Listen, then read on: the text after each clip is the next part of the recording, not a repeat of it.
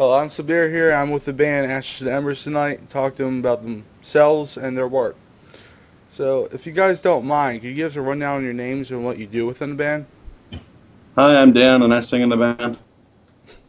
I'm Fred. I play drums. I'm Mike. I play guitar. I'm Dave. I play the bass. I'm Adam. I play guitar. All right. So, what's the story on how each of you met to become the band you are today? Well, Mike? Begin. actually, Dan and I actually Fred and Dan were in a band a long time ago, and then when they broke up, I got in a band with Dan. Then when that broke up, Dan and I got in a band with Fred, and then when that broke up, we eventually went our separate ways for a little while, and then Fred and I both got in contact with Adam separately, and then we realized after a little while that the drummer and guitar player that Adam was talking about were us. So before too long, we got Dan to come back in. So stuff started to sound like songs after that, and then Dan found Dave. Dan found Dave, and that's And they that. stalked me on BaltimoreBands.com. Adam scared me away. We bribed Dan with cookies. That's why he came back. That's true. We want him back in the dark side. How long has the band been together now? 3.5 years. Yeah. Yeah. Pretty good. So, moving on, what is it like to be on stage in front of a sizable crowd? It's awesome. Yeah. It's exciting. It's a lot of fun. I know I get a charge out of it. Yeah, let's see people singing your songs and rocking out. It's just, know the place to be. It's pretty awesome. A lot of good vibes. Yeah. Yeah, definitely. It can be a lot of fun. It's kind of a weird sort of nervousness that I'm not really nervous anymore, but every time we go up there, I'm just kind of I don't know. You kind of freeze for a second, and then once you start, Yeah. it's okay. Yeah, you gotta kind of like motivate yourself a little bit. Yeah, Once you get through the first song, and then you kind of loosen up, and you're like, yeah. all right. Yeah, it's like you got butterflies, and you need to make them like fly in formation. You kind of got to channel it all. Flying feet. I never heard of that. Duck style. Nice. Where's Emilio meet him? So, are there, like, any kind of tricks that you guys like use to try really riling up the crowd? I know, like, Dave and Mike and I, if we're jamming and stuff on stage, we'll, like, get together and play or try to, like, get the crowd involved. Like, I mean, I look at them and try to rock out with them or that kind of thing. Yeah. I usually try to interact at least with the people that are standing directly in front of me a little bit. Kind of make comments to them between songs, or if I mess up and I think they notice, I kind of glance at them, and I'm usually focused on a little bubble. I think if I looked at the whole of the crowd, I might freak out a little bit. I usually just try not to drop drumsticks, and that goes over pretty well. I try to make them yell stuff, and I high five the really drunk people that can't help but lean over the stage and act like they're my best friend. Yeah, they just got out. You know that guy. But hey, I'm glad they're there. Those people and their energy really makes the show worth doing. Yeah. I went to your show at Ram's Head. I saw like how he got like Dave was constantly moving in the light, as you said before. Yeah, he's like a lizard. He does that. The Lizard Man. Yes. Yes. Dave, aka Lizard Man. Go on the website. We cut off his leg, and it grew back. Had to test it. So, what sort of developmental stages do you guys take in terms of creating your muse? Yeah, you go. Mike, That's hard. you do it. No, it's a hard answer. Okay, I think that all of our songs come from different places, like different ideas, and sometimes it's really just how we feel and what we all have going on in our lives. And I think that we all try to take the central idea for the song, which sometimes it's a guitar riff, sometimes it's a bass line, sometimes it's lyrics or a vocal that I've written, and I think we all try to get on the same wavelength and create something that's whole around that idea, that we can all contribute and it can all be our own, but it's Ashes to Embers, it's the band. Yeah, I think more often than not, the best songs that we have come when someone just starts playing something, not even something that they had in their head. It's like maybe we're just kind of messing around between songs while we're rehearsing, and someone plays something that sounds cool. Someone starts playing along with them, and then 15, 20 minutes later, we've kind of ironed something out.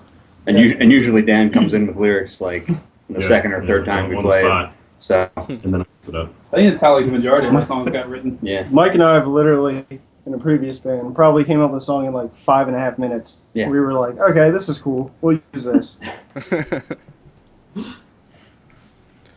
So, like, I remember before I was talking about it. Like, in terms of, like, when you guys got started up to now, would you guys say that your music, like, when you were making the music, is starting to become, like, a lot more, like, fluid?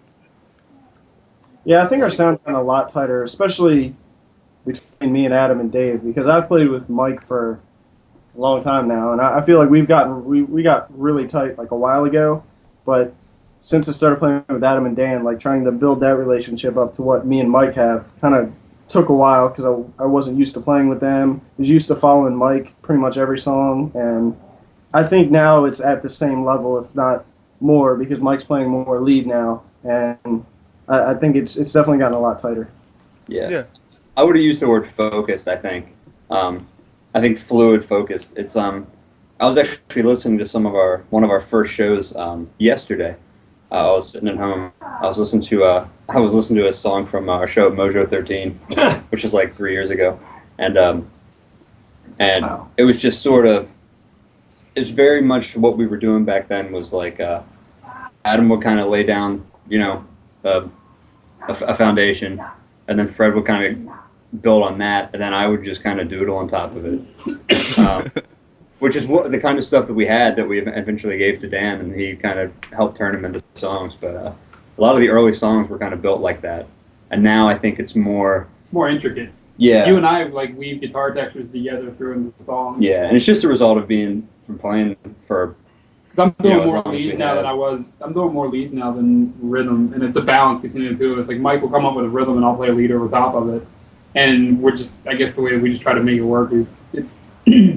Definitely more fluid than it used to be. Yeah. There's not like a definitive rhythm and lead. It's now just guitar. Yeah. And bass. Right. Yeah, we throw bass in there. We throw bass in there sometimes. I play the bass.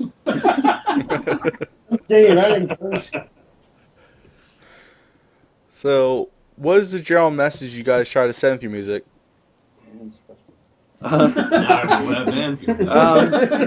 It's really a lot of the songs are about life and about love and about just being real and just just living and experience in life. It's there's no one general message, but it's about places I've been and things I've seen, or maybe not even me. Sometimes the other guys do chip in and different ideas and things that they like a song to be written about, and I can run with that.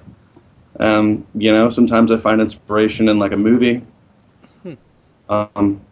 There's all kinds of stuff, but it's usually something that's touched me in some way or another. Yeah, he's always been pretty open to the idea if somebody has something that's affecting them, and we want him to kind of write about it. He's always been really good about, trying to work with us on it. So, yeah, pretty cool.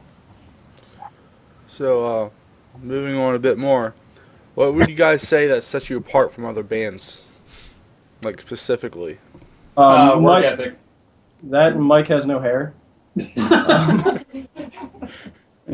Do you see this mustache Fred has grown? It took him 4 years to do it. I mean, this is 4 years of commitment right here. 4.5. That's what sets us There's a apart right 4-year there. Fred's facial hair. But I'd honestly say it's our work ethic. I mean, we strive to get the most ticket sales. We're always on time. And we're reliable. I mean, away from other bands, but in our experience, we've worked with a lot of bands that have dropped the ball in certain situations, and we're not naming names, but we always try to be very consistent. We take everything very seriously, and we don't commit to something unless we're 100% in it. It's just professionalism. It's like the It's like the job away from the job, sort of. Right. So this is a job. This isn't a job away from a job. This is a job. Well, yeah, that's what I mean. So sometimes it doesn't feel like one, but there, in many ways, this is very, very much a job. This could be a career if the right place, right time. But Mike was going to say something about the. Oh yeah, I was thinking about as far as what sets us apart.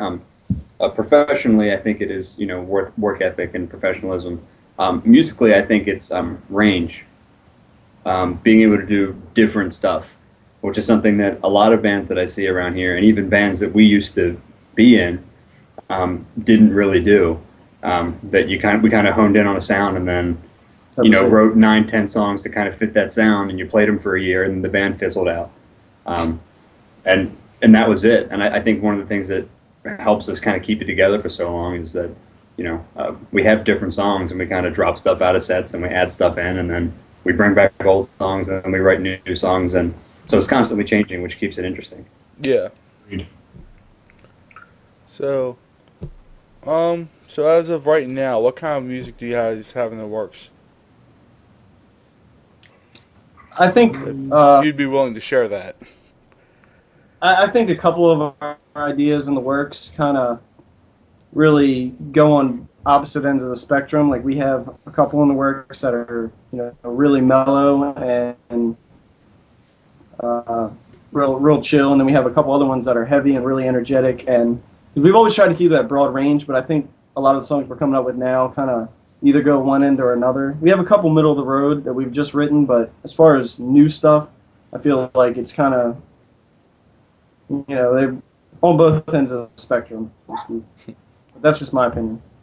Yeah, a lot of the we're actually dabbling into being able to record our own music, so we're really testing the waters in everything we write. Like we can go anywhere with a song now because we don't have to worry about what happens if we don't play this song, because we're so comfortable with interchanging it in and out of the set. And if it doesn't work out, oh well, we played it at one show. Sometimes that's a pain though, because then people come back and they say, hey, what about that one song you played that one time? And we just kind of, Fred here pulls the Jedi mind trick and says, you did not hear that song. And that's, What? Fred, I'm sorry, what? Who are you? Why am I here? you. How did you get this number?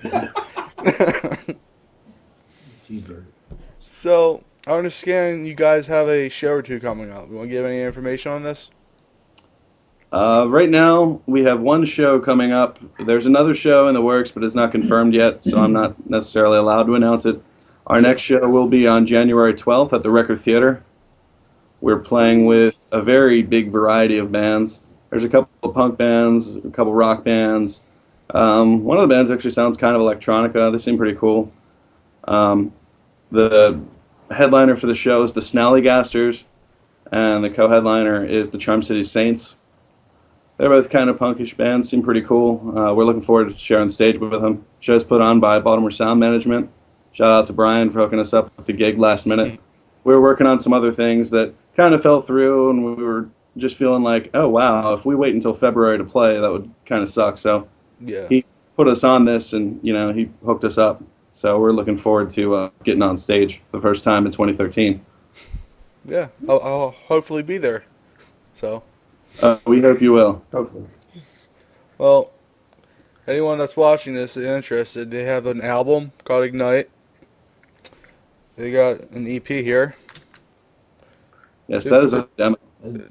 Demo, EP. If you notice right on the front, Dave is smiling on that. And I'm the only one. That's the Smiling Dave demo. Yeah. That's a limited pressing. There aren't going to be many more of those. We'll probably have like 50 of them left. Well, they should be at your next show, right? We What's do have. left? Wow. All right, and here's your latest CD with Charming. Your latest song? That is our newest EP. We released that in August. He's the man on the cover. You guys want to say something about Charming real fast? Like the inspiration for that? I'm sorry? Would you guys like to share your inspiration for Charming?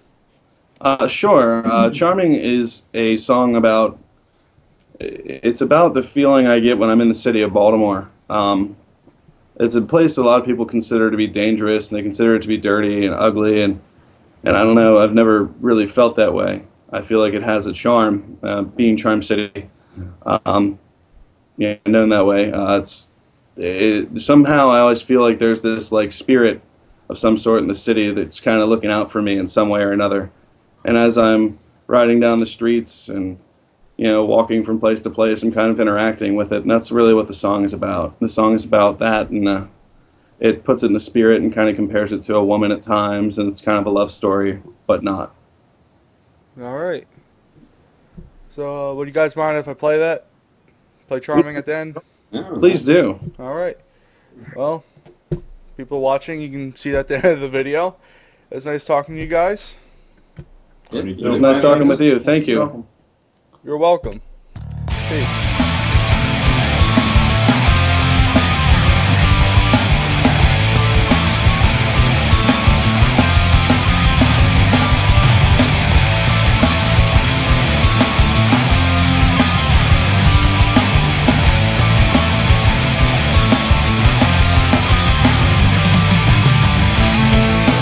All this time's gone by.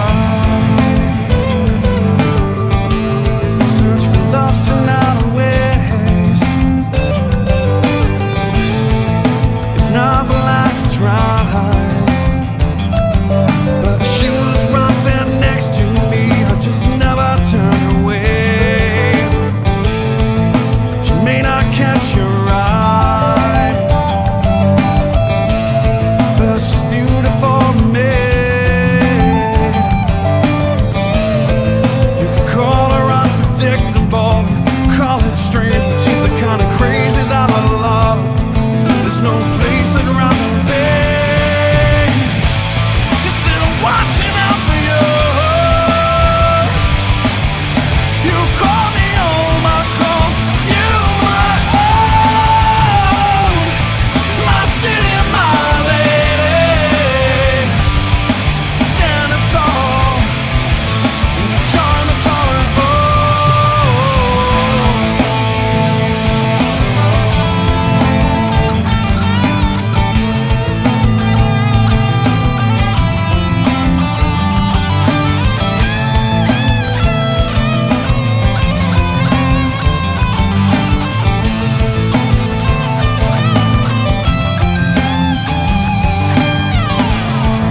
I love her for her life. I hate her for her danger. No, no, no. I love her for that danger. There's no time I feel quite so alive as when I'm inside of her. See, you can't just turn around. Her heart's a maze of one-way streets. Paved with stones and grain of love. Gravity, I feel it here within these walls as she lays the path for me.